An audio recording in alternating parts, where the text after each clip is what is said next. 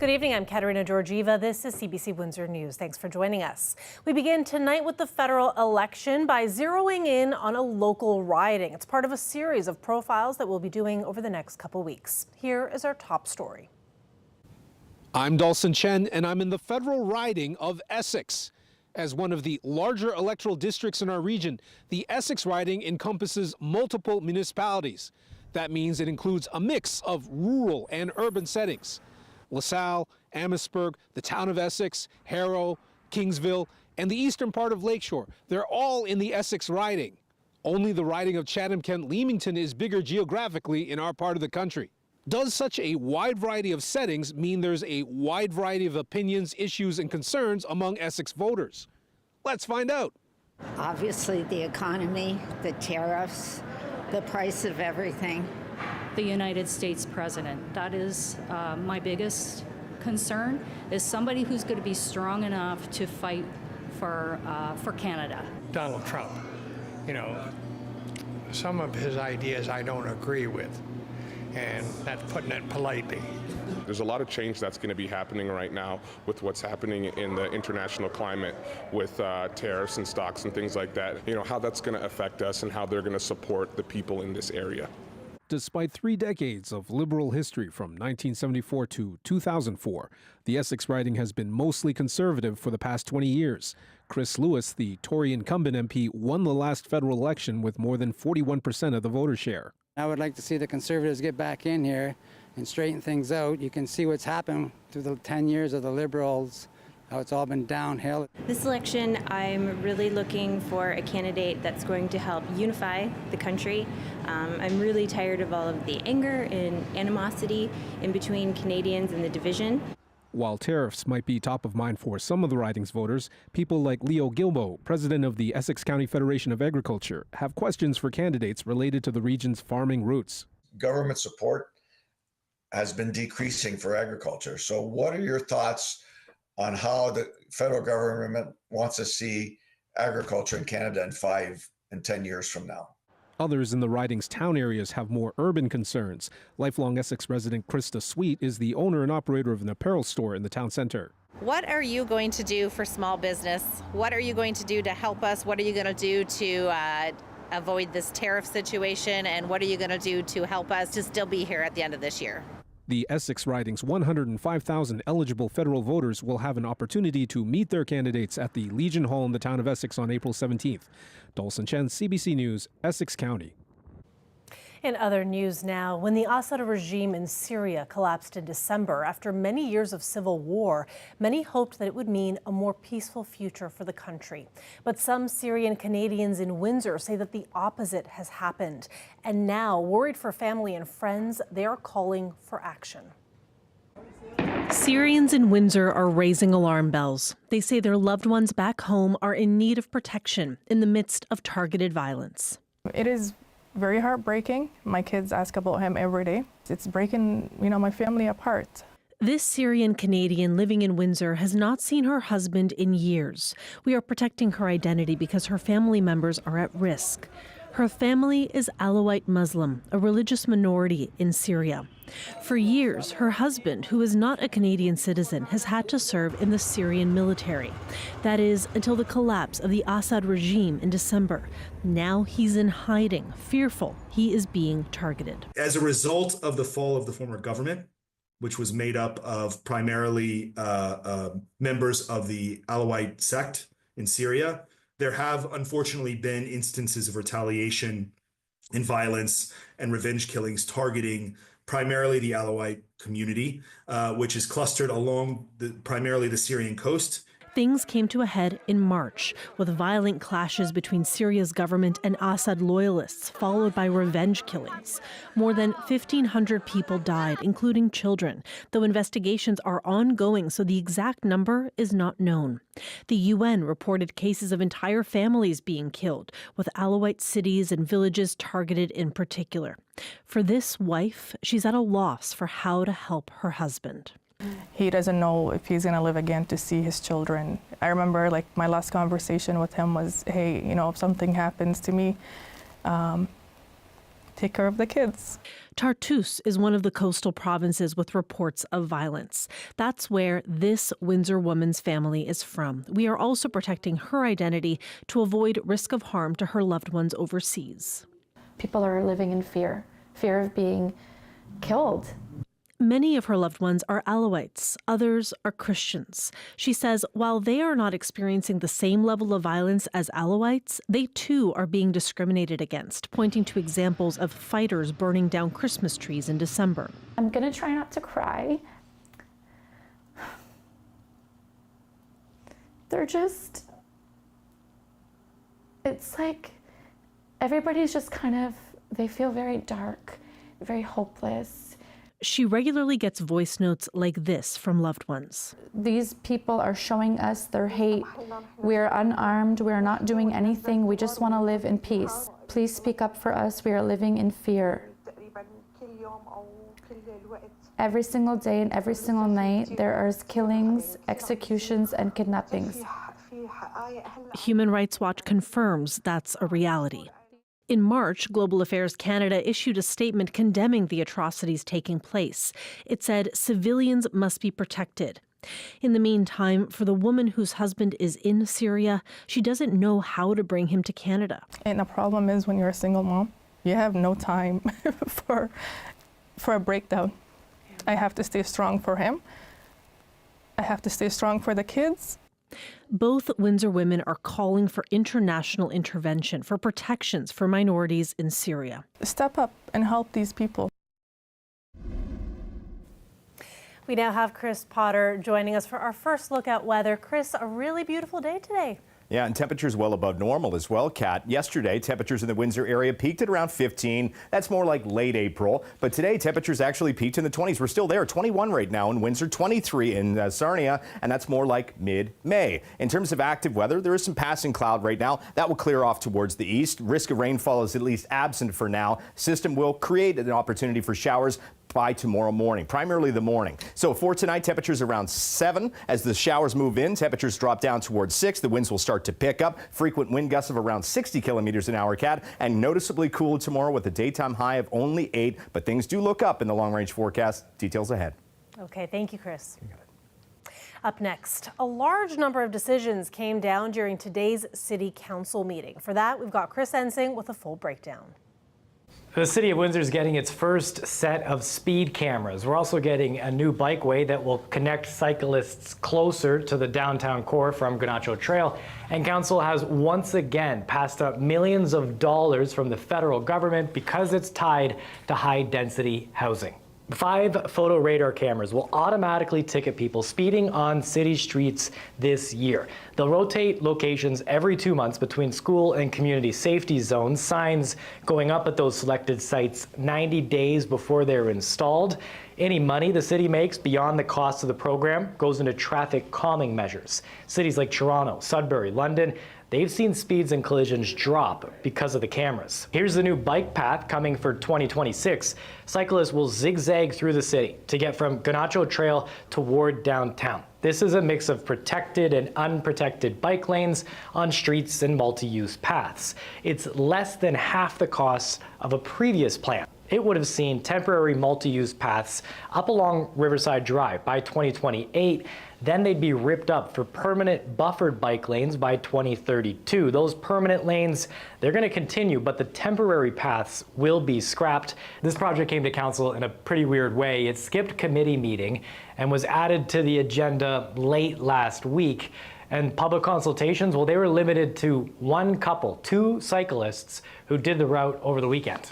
With regards to consultation, the time period that we had was very limited between the end of our report and coming to council. And finally, something that the city has had a lot of time to debate about, high-density housing targets attached to federal money. The negative, detrimental effects moving forward in this direction would have on those neighborhoods. Once I read that page and once I got to that sentence, I'm like, there's no way I can support this. That's how South Windsor Councillor Fred Francis feels about higher density zoning in South Windsor.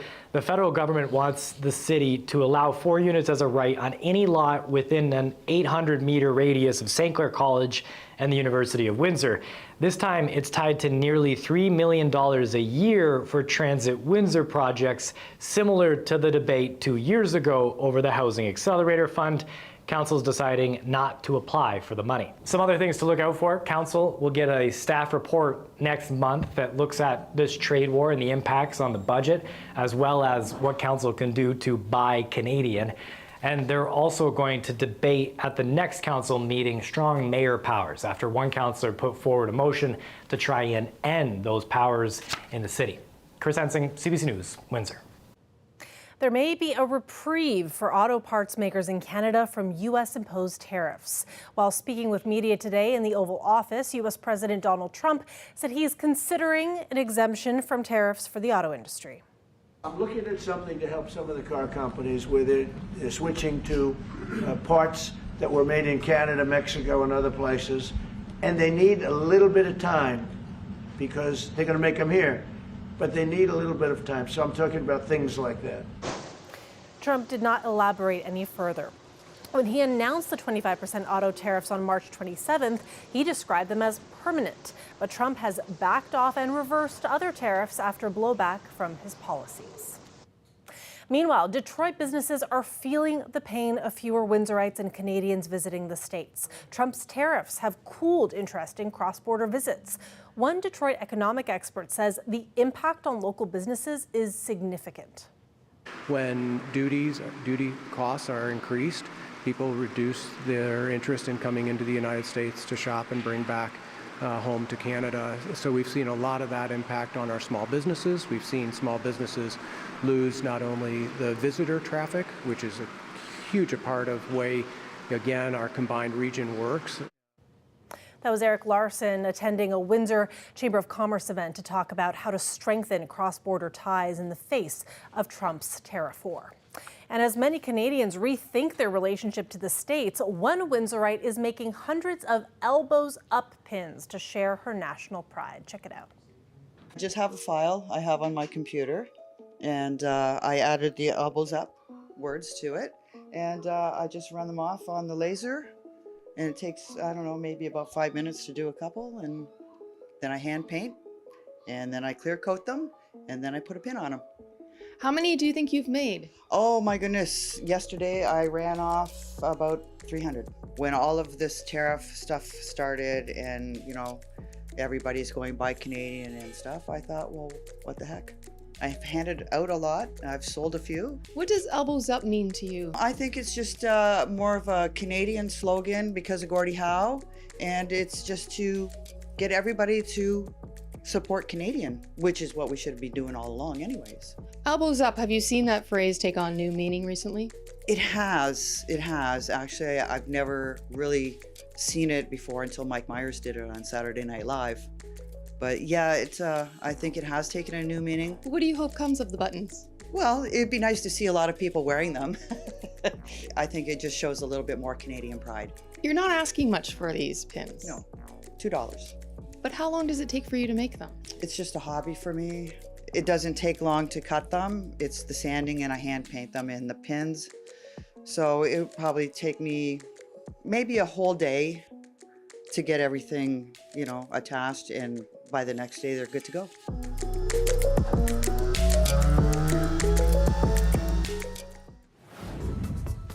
Election Day is just a few weeks away, rather no less than a few weeks, 2 weeks away. Advanced polls will be open this Thursday, and some may have already cast their vote by special ballot, but there is still time to explore the issues that matter to you. And CBC Windsor wants to know what you care about the most in this election. On our website, you will find this voter survey, and there you can tell us what you care about, whether it's affordability, the tariff war, climate change, or something else. Just head to cbc.ca/Windsor to find that survey.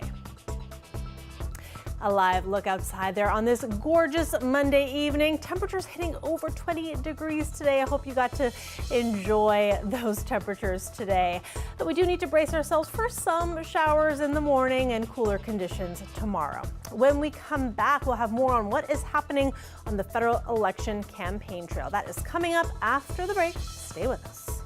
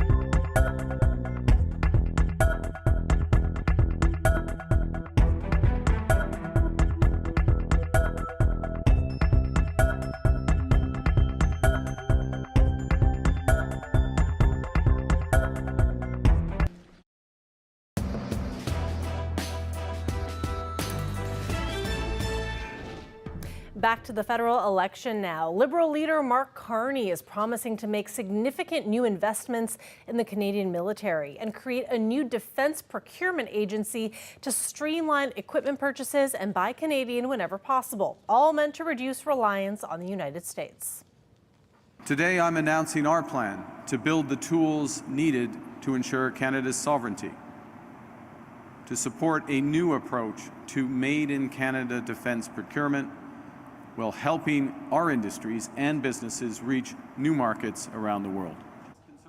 Carney also promised to build up domestic research on advanced military technologies. He also talked about doing more to secure Canada's coastlines, including the Arctic, by purchasing new submarines, icebreakers, and drones.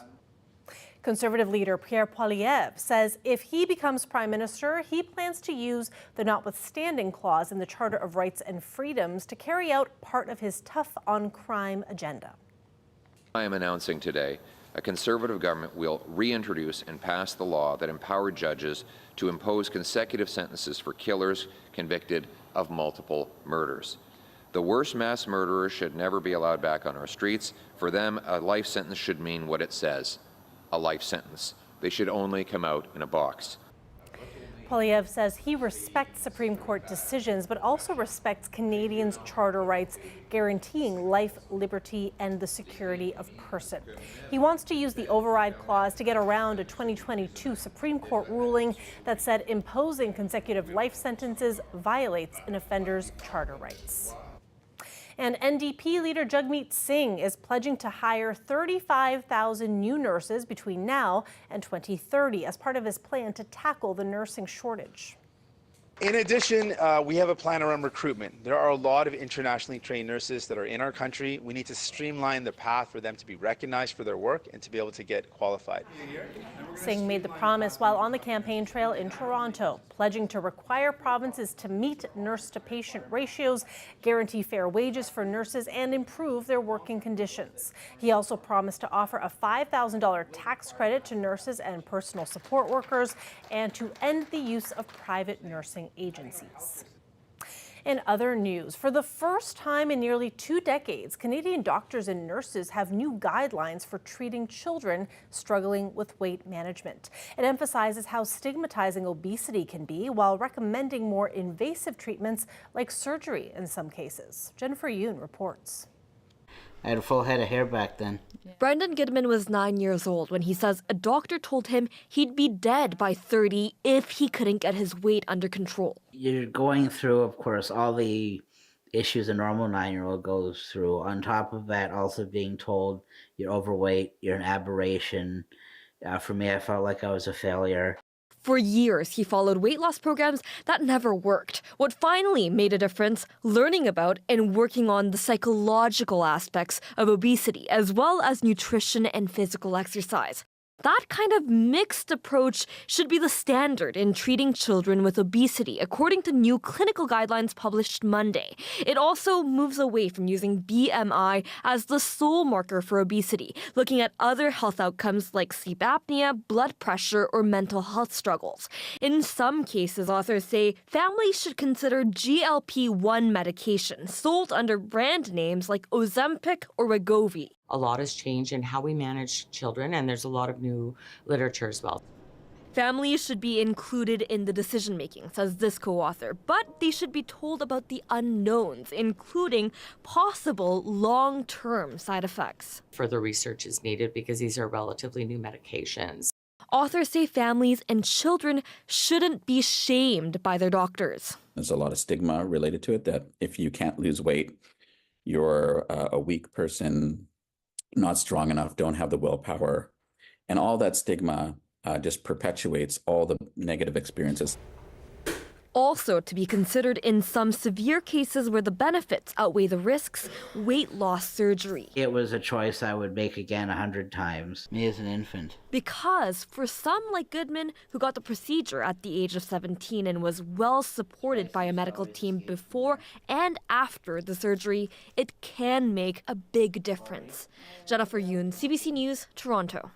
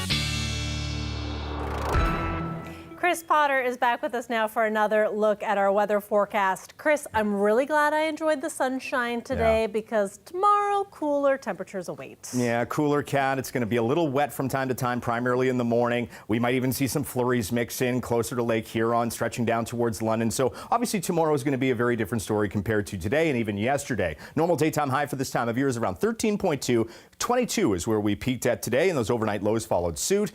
Tonight and into the morning tomorrow, temperatures will kind of drop down into the mid-single digits, but there's not going to be much in terms of recovery during the afternoon. We have a gusty westerly wind that kicks in, and we could be experiencing wind gusts upwards of 60 kilometers an hour. And in terms of the temperatures right now, I mean, this is more like mid-May in a lot of areas, especially into southwestern Ontario.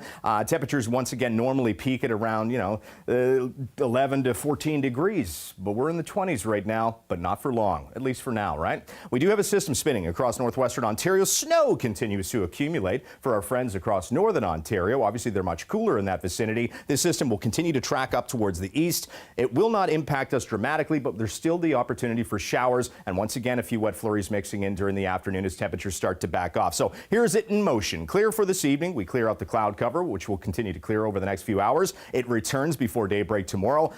Quick passing bursts of showers by the afternoon. Most areas are going to be dry. It's still going to be fairly cloudy with a few sunny breaks. But look what happens off of Lake Huron. That blue represents flurries, and that's what a lot of residents will have to deal with through the afternoon, the evening, and overnight before it quickly shuts off as we get into the morning hours on your Wednesday. Many areas in the snow belts, kind of inland off of Lake Huron over the higher terrain, could get 2 to 5 centimeters before it's all said and done in the morning. And then by the afternoon, a lot of that evidence will be gone. But look what happens to the Windsor area. We clear out the early morning cloud. Lots of sunshine. Temperatures begin to recover slowly. A recovery continues into Thursday with ample amounts of sunshine, light southerly winds. It's going to be a great day to get out and enjoy. By Friday, the next round of potential active weather moves in. This time it's looking like more organized rainfall. Overnight lows will once again be in the mid-single digits. As we get into tomorrow afternoon, temperatures anywhere from 6 to 8, maybe 9 degrees. A higher risk in the afternoon off of Lake Huron, like I mentioned before, for showers and a few wet flurries. But I think the Windsor area will be noticeably